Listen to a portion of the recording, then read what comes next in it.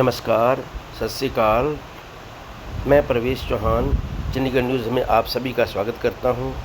आज 3 मार्च और आज हम आए हैं न्यू दिल्ली रेलवे स्टेशन पर। यहाँ से हमारा टूर होगा खेलो इंडिया को कवर करने के लिए। बिहार में जाना है, पटना में।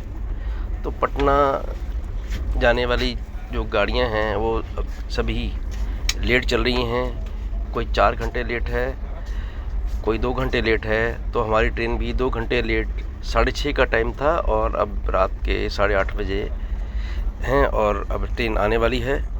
तो देखते हैं कितनी भीड़ है। तो सभी गाड़ियां जो हैं जो बिहार जाने वाली हैं, क्योंकि खेलो इंडिया में पूरे इंडिया से लोग जा रहे हैं, इसमें से रश है। तो देखते हैं इसकी एक झलक।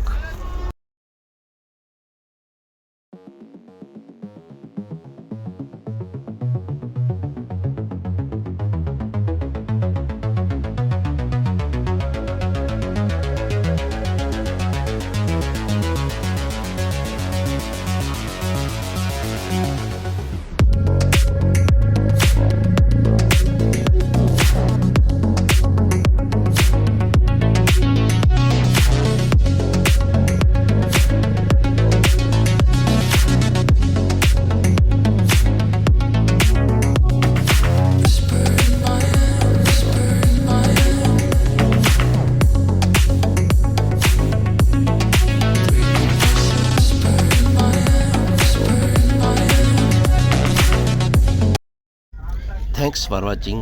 Please like, share and subscribe.